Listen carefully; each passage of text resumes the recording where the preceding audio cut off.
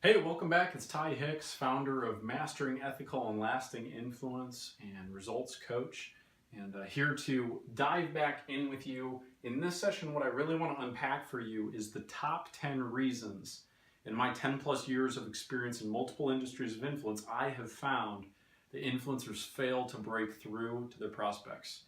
And the reason I'm showing this to you so early in the training is so that we can be on guard to them. And I also want you to, as we move through these, start thinking critically of how you may have committed these fatal errors in the past. And by the way, don't beat yourself up because we've all done them. Trust me.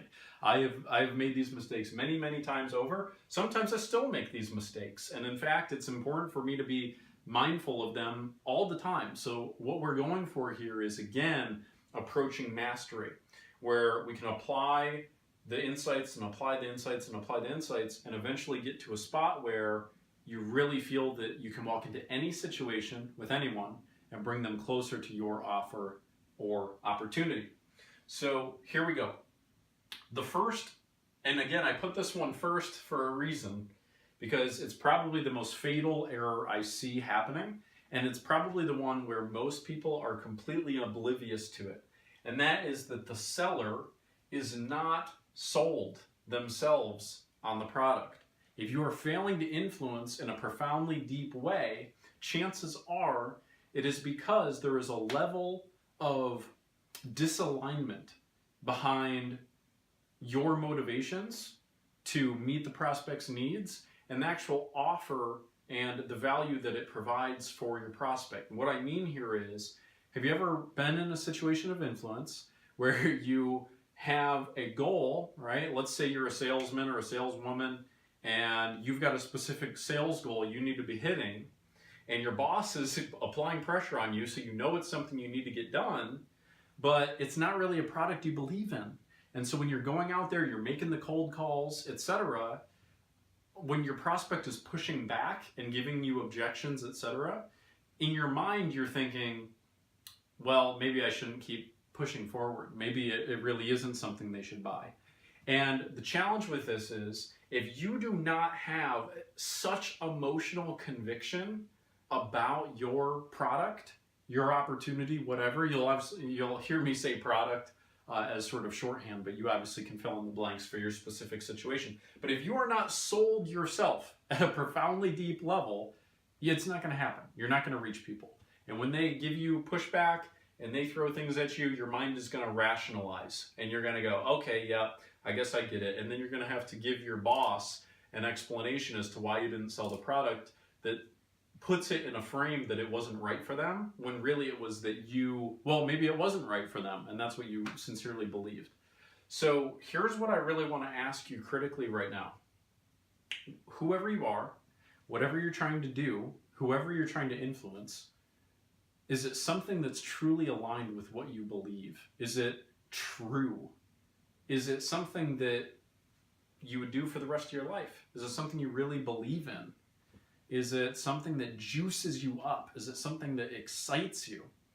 And if the answer is no, or if the answer is, well, yes, kind of, then what we want to do is one of two things. Number one is we can show you how you can apply some tools so that you actually get to that emotional level of conviction so you can reach more people. That's what will be the topic of a later session on making influence a must. So we'll show you how to make that happen. So maybe you're thinking to yourself, well, I know that my product is really right for people. I know my opportunity is a good one, but I don't act like it. Maybe that's the case for you, and that's okay. We can show you how you can actually get to that level of emotional conviction so that when you walk into a situation of influence, you know that you're there, you're primed, you're ready, and you're not willing to take no for an answer, because you know that your prospect would get cheated out of something incredibly valuable for them if they don't take action. So we can show you how to get there. If you're thinking, well, it is valuable, but I don't act like it. But if you are thinking, well, I really don't believe in what it is that I'm selling or offering, you might need to take a hard look at that and realize if there may need to be a decision that needs to be made. And let me tell you, if that sounds scary to you, if you're in a situation where you've got a job and you don't know what else you would do other than pushing out the thing it is that you need to push, what I would invite you to consider is, even if it may seem insecure or uncertain to you of moving to a different industry or job or whatever the case is, let me ask you, what will ultimately produce the most success for you? Trying to sell a product you don't believe in, or fully aligning yourself behind something you know is aligned with the mission that you have? Obviously, the latter is going to produce the most success for you. Not just success in financial terms and in terms of actual output, promotion, prestige, but also just in terms of you being fulfilled and knowing that you are doing something that is aligned with your real identity. Wouldn't that be worth it? Even if it meant temporarily getting paid less? I think so. But that's not my decision to make for you. But what I can tell you, if you're sitting there and going, oh yeah, okay, Ty, just get to the stuff about how to overcome objections so I can just get better at doing a decent job at the job that I hate or that I don't like very much, I will tell you that's not going to be a recipe for you becoming a master influencer. And I wouldn't be doing you any service by pretending otherwise. If you are not fully aligned behind what it is that you are putting out into the world and offering people, then you're not going to be as effective as you deserve to be.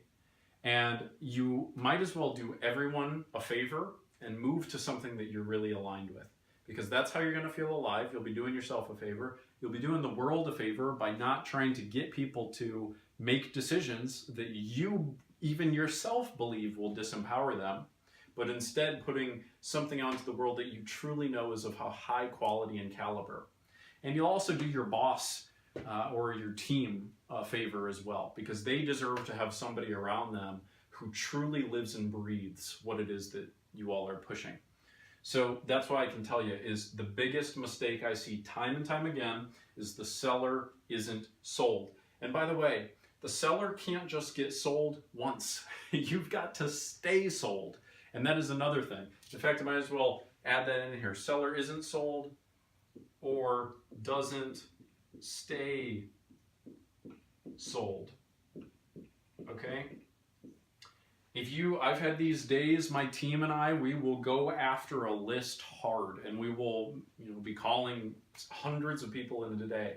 You need to be able to approach that 100th call with the same level of conviction as you approached the first one, and all of the ones in between as well. And this means being able to leave everything else at the door, number one. This means having full alignment behind the value that your product provides. Because even in one day, you may feel completely associated with the value that your product has to offer somebody. You may think, oh my gosh, I know I need to get this into the hands of more people. But then you have a fight with your girlfriend or your boyfriend, or your dog chews up your couch, or whatever the case is. And now your own associations of your mind are in a different place. And so you're not associated with that absolute place of conviction. Do you understand what I'm saying? What I mean here is, in one moment you will have absolute conviction. You may be thinking right now as I'm talking to you about the need to get sold, this is either doing probably one of two things for you. Getting you excited and saying, man, yeah, there is a lot of value my product provides that I'm just not being aligned with when I walk into situations of influence. Or you're listening to this and going, wow, this might be a source of why I'm unsuccessful, and it's because I don't believe in what I'm selling. But in either case, once you do find that thing that you really believe in, you need to understand that you can't just really believe in it once. You've got to really believe in it every single time, moment to moment, every single time you're interacting with somebody, as you continue to negotiate those conversations, every time you're up against a challenge. You need to be fully associated and sold. And again, we're going to unpack for you ways that you do this. Similarly, another big reason why people fail to influence deeply is because they are not influencing with integrity. And again, I use this phrase all the time. You'll hear me use it many, many more times, because it is what we are going for. Not only so that you can sleep soundly at night and know that you've done some good in the world and you are actually becoming an ethical force for good, but also so you can be maximally effective. Because as we just described for you, you are not going to be able to reach people if you do not genuinely believe it is something that will improve their life. And that's just the simple reality. But when you've got full alignment with that, even though they push back and push back and push back at you, you'll keep coming back because you're coming from a place of a compassionate brother or sister with them and saying, I know you don't see that this is the right thing for you right now, but in my heart of hearts, I do know it is. And so I'm going to stick with you until you are able to see that as well. That's what you're going for when you're influencing with integrity. When you fall out of influencing with integrity, this is as soon as you realize that your offer or opportunity will disempower them as opposed to empower them. And as soon as that happens, you need to stop and you need to lay off. But again, the beauty of this is if you are truly aligned behind a product you really genuinely believe in, there should be very few individuals whom you can't bring that product to. And so this would mean that you cannot use this as an excuse to say, oh, well, you know, Ty told me to only influence with integrity. It wasn't really the right fit for that person. That may be the case, but you've got to have a level of critical, cutting honesty with yourself to make sure that you're not just making excuses and using my advice of only influencing with integrity as a warrant for you to dismiss sales. All right? So you've got to have absolute conviction, but to also be fully aligned and understand that the conviction you get comes from this utter absolute knowledge that you're influencing with integrity at a gut level, and you've got to know it every single time. So that's number 2, why people fail. Number 3 reason why people fail, and we touched on this briefly last time, is that they are selling for their reasons, no, can't spell, their reasons, not the prospects. Most people, most influencers, are going into situations of influence and they are attempting to sell the prospect as if the prospect were them. And that will work fantastic only if the prospect thinks and acts exactly like the influencer. And surprise, that doesn't really happen so much. So what you've got to understand is we have got to add a profound level of flexibility to your skills. Once you realize that you need to not approach every prospect the same way and that there's got to be that flexibility with each one of them, things get fun and things get far more effective. Once you see that people need to have different needs met in order for them to make decisions, once you understand that there are certain decision-making frameworks that are different for different individuals, you will realize what's important. And the other thing to understand is that if the prospect has even gotten into your pipeline so much so that they are a prospect, that means that there is likely a solution that they need. But you need to make sure that the solution that you're trying to provide is actually aligned with the solution that they need. And they may not know what the best solution is for their problem, and you may. But again, that's what we're going for here, is complete alignment with the prospect. Because most influence training, by the way, there's kind of been this cultural narrative that I'd really like to address surrounding the subject of influence, which has kind of said that it's the influencer versus the prospect. You know, who is going to win, right? Like it's a battle of wills. And God, what a horrible framework for us to think about this. Influencers make the world go round. Not a single thing would happen unless you were influenced to do so, whether you influence yourself or you influence others. And by the way, we're going to teach you a lot of skills that you can use to influence yourself in this training, in this mastery training as well. So get excited for that. But what would it be in terms of a life experience for you if you were able to have lasting pride in terms of your role as an influencer? Wouldn't that change things? Wouldn't that mean you would serve people more deeply? Wouldn't it mean you would reach more people with your empowering message? I certainly hope so, and I would believe so.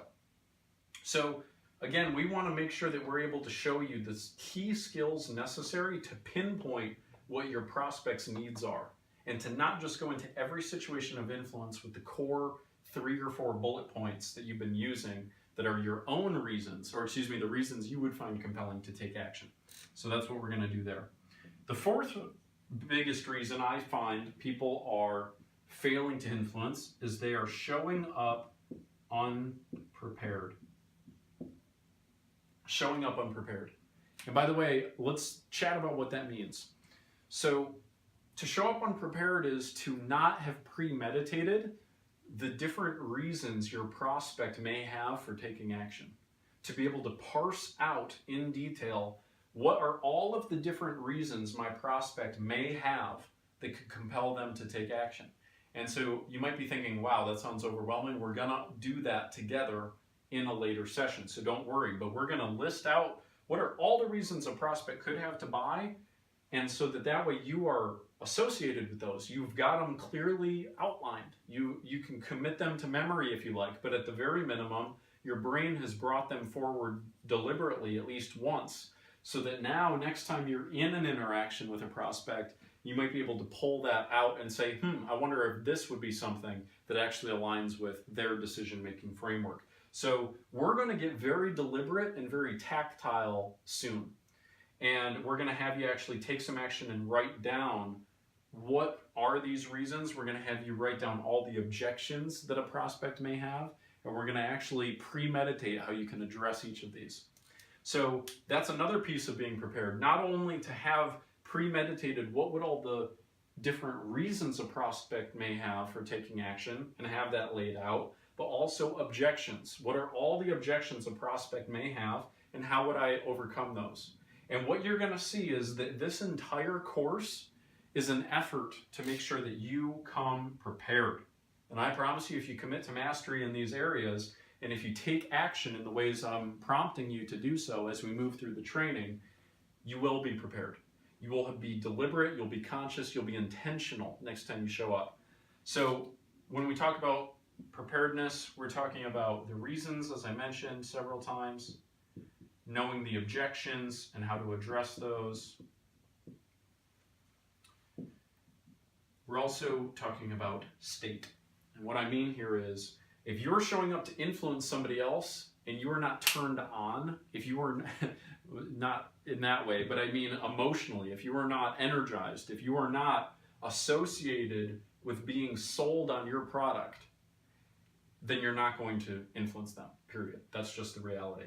So if you want to be an effective communicator, you have got to have premeditated both of these out, but you've also got to make sure that you are prepared in an emotional sense, that you are showing up enthused, excited, exuberant.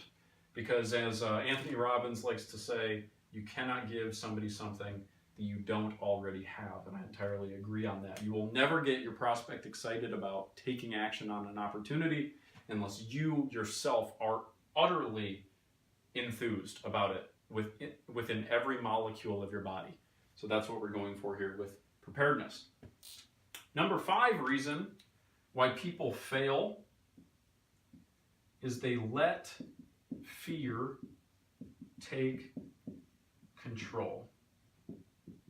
Let fear take control. So we talked in decent detail in the last session about this trap, this, I think I called it a death spiral, that people will fall into, where they're interacting with a prospect, and instead of being so diligently focused on pouring their energy into the prospect and thinking, how do I meet this person's needs in a profound way? And how do I apply flexibility so that I'm always coming back to what they have to say with more insights, etc., they are instead getting inside their own head.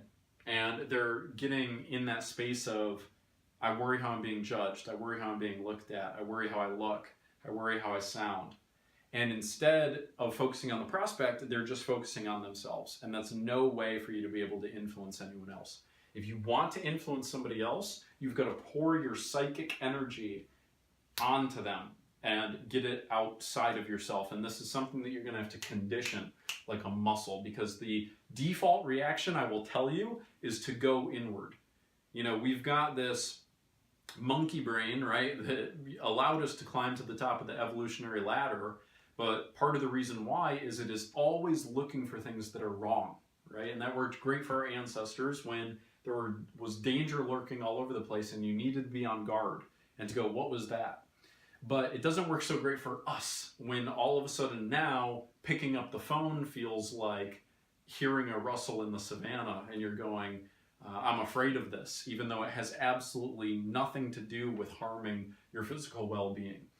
So what we want to do is understand that when fear shows up, when you're involved in a prospect, it's really kind of the reptile brain that's just bringing forward that fear as a sort of evolutionary, trace, right? And what we want to do is overcome that. And we're going to give you some strategies to move through it and make sure that when it shows up, you can snuff it out and continue moving forward with full alignment. Because what happens when fear takes over, by the way?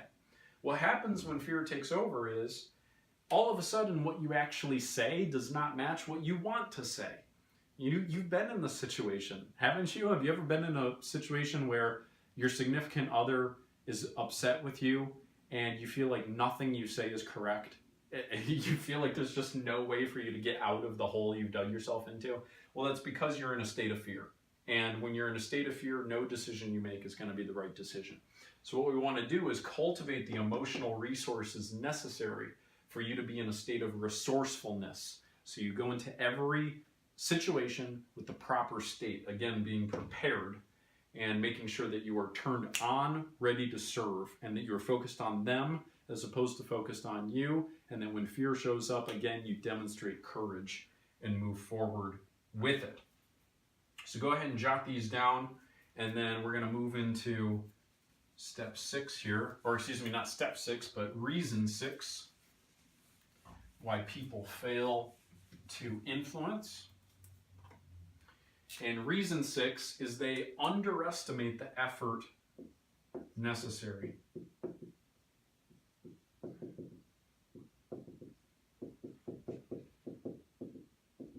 They underestimate the effort necessary to actually break through to their prospect. Did you know that most sales do not take place until the prospect has said no 6 times? But most salespeople only ask twice. Let that idea detonate in your brain for a minute. This means that there is so much being left on the table simply because influencers are refusing to ask more than twice. And they think that if a prospect says no the first time, they may think, okay, well, you know what, I'll ask once more. But if they say no a second time, that they go, okay, great, I'm done. And they walk away. So what you've got to understand is it's going to take a lot more effort than you can currently conceive of to break through to most people. But it's worth it. It is worth it if you're standing behind something that you believe in, that is, engraved in your heart and soul, that is actually aligned with your real identity and how you want to show up and give something to the world. If you're standing behind a product or opportunity like that, then you've got to understand it's going to take a whole hell of a lot more effort with each individual prospect to actually get them to take action. And so you've got to understand you're going to have to ask many times. You're going to understand new distinctions to do that, again, with integrity, so that every time you're asking again or coming back to them or adding more to the conversation, it is not through this lens of how do I get this sale so that I meet my quota, but rather, that didn't seem to work. Let me get curious about how to more profoundly meet my prospects' needs. And again, pouring more and more energy on the prospect through this entire process will allow you to more organically understand what words are necessary for you to break through to them. The mind will just feed you answers necessary once you've established that definiteness of purpose. So do not underestimate the effort necessary, and this is why so many sales are left on the table. Number 7 reason why people fail to influence is they mishandle objections. And so we chatted about this briefly in the last session. And as I mentioned to you, most influencers incorrectly view an objection as being a giant barrier between themselves and the close. And they think that an objection, needs to be detonated, that it needs to be dismissed or ridiculed or just ignored or whatever the case is. And I got to tell you that virtually none of those are the proper responses. And that instead, what we want to understand is when a prospect is giving us an objection, it doesn't mean they're not interested in the product. It doesn't mean that they won't buy the product. And instead, what they're telling us when an objection comes up is, you know what, I am interested, but this is a concern I have. So the reason why most influencers lose influence here is that when that situation occurs, the prospect is just trying to communicate something to the influencer, and the influencer goes, oh yeah, that's not really a problem. And what happens is you immediately create a division point between yourself and the prospect. When you disagree with them and say that's not really something you need to worry about, then you are essentially communicating to them, hey, you're wrong. And you're never going to be able to influence somebody from a place of judgment or from any sort of situation where they feel that you're telling them that they are wrong. You're never going to be able to make that happen. And by the way, a lot of my background too in influence comes from not only getting people to take decisions, make sales, give donations, but a great deal of the amount of training that I've given people nationally is also on how to persuade people philosophically. How do you actually get somebody to become open-minded to a set of beliefs that you'd like them to consider?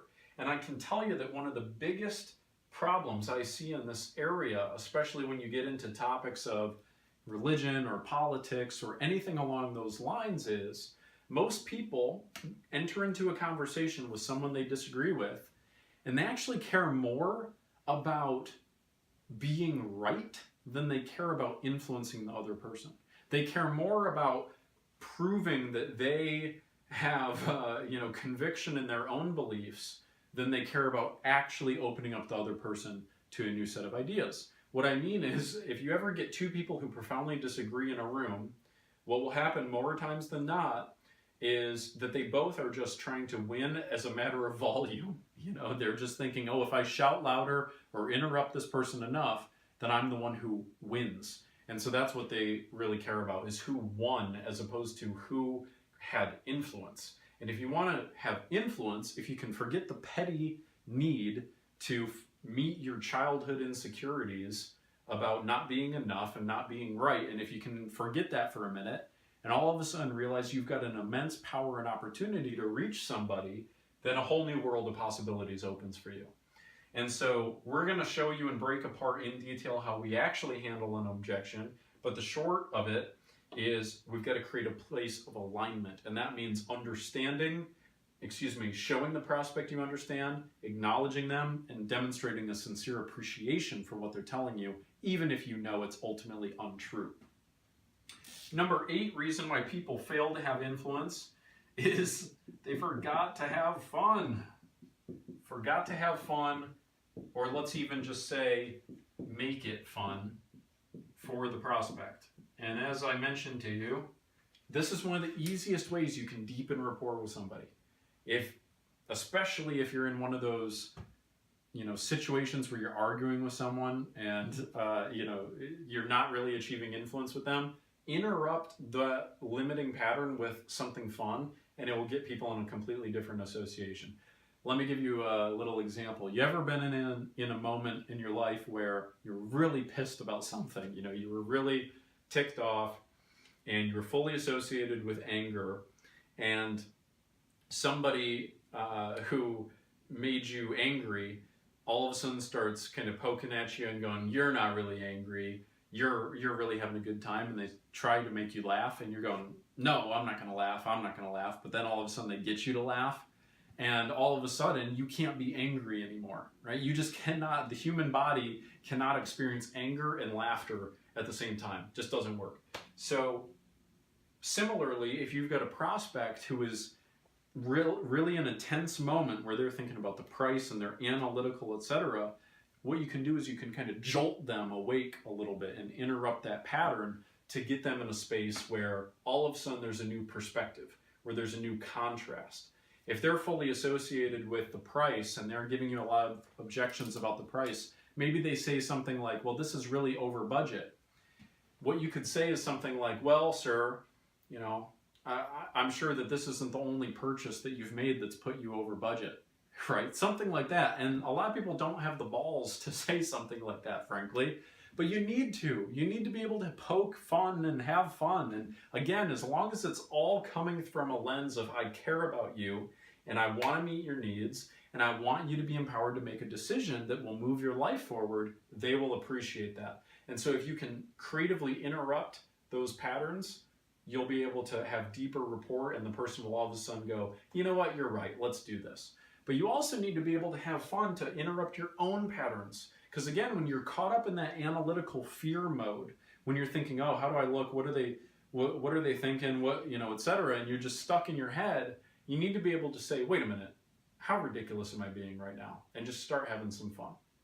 I used to work in a retail shop, and when I was a salesman in retail at about 16 years old, one of my bosses, he was a fantastic salesman, and he had a habit of just having fun with every customer and client, and he always gave that as his number one piece of advice. And it meant sure that he didn't take himself so seriously. It made it so that the sale didn't feel so life or death. And it made it so that he was really in that place of rapport with somebody. I remember customers used to walk into the storefront, and he would like throw a beach ball at them, and he would go, catch, and they would have to go, oh my gosh. And they would walk into the storefront laughing. All of a sudden, he's got a connection with them, and he's able to, get them a little bit closer to an opportunity. So have fun. And as silly as it sounds, we're going to get intentional about this. We're going to help you map out a couple premeditated ways that you could interrupt those limiting patterns and bring this forward. So you can be intentional and you can have that in mind as you move forward. Number 9, more like a G. All right, number 9 reason why people forget or fail to create influence, is they didn't assume the sale. Now this is something we're going to really go after when we get to mastering the close. And by the way, this was one of the skills that I never would have imagined I would have learned that is incredibly effective for influencing people, but it's one that all of the top influencers use. And it's one you've got to incorporate. If you got nothing out of this entire training except maybe this strategy, it could be worth it for you. And so what do I mean by assume the sale? Well, what I mean by assume the sale is once you've actually done your due diligence to meet your prospect's needs, to figure out what solution they're looking for, to really get a handle on what would work for them, what wouldn't, and you know that your opportunity is right for them, and you even get them emotionally associated with the pleasure of taking action on that product, then what you would want to do is make sure that you're able to assume the sale. And what this means is say to them, okay, great, let's get started. Do you want that delivered, or do you want that, do you want to pick it up, for example, right? And you just move forward with completing the sale. That would be the most important thing. Let me give you an example. So I remember we were recruiting for a convention, this organization I was the executive vice president of, and we were recruiting for an event. And what we would do is we would say, oh, hey, we've got this awesome event coming up. We've got this going on and this going on. How does that sound? And the person would go, oh my gosh, that sounds fantastic. And so we didn't then ask, okay, great, would you like to register? Instead, what we said is, great, let's get you registered right now. Let me take down your contact information. And we moved right forward to the sale. And now you're thinking, okay, well, Ty, but what if they say, wait, whoa, what are you doing? I don't want to do this. Then great, then we'll show you how to overcome that objection. We'll show you how to address that. But the point here being that you want to assume the sale and move forward to it, because when you give them that extra layer, that extra question that says, would you like to register? All of a sudden they're going to start searching in their mind for a reason why they wouldn't want to do that. And you don't want to have that happen. So instead, while they're associated with, wow, that sounds awesome, and they essentially are saying yes to your opportunity, you want to then move forward with that. And then the final piece here, final reason why people fail to create influence is they fail to create a future.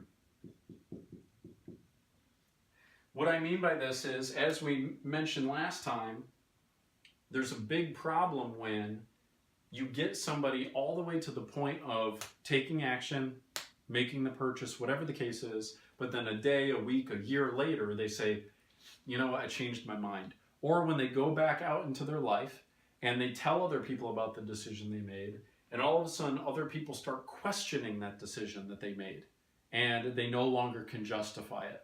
So what we want to do is make sure that you're really creating a compelling future with them that's linked to the product or opportunity, and also that you can set yourself up for more business. So we're going to talk about how you get referrals from this as well, which is obviously going to help you expand things in a deep way.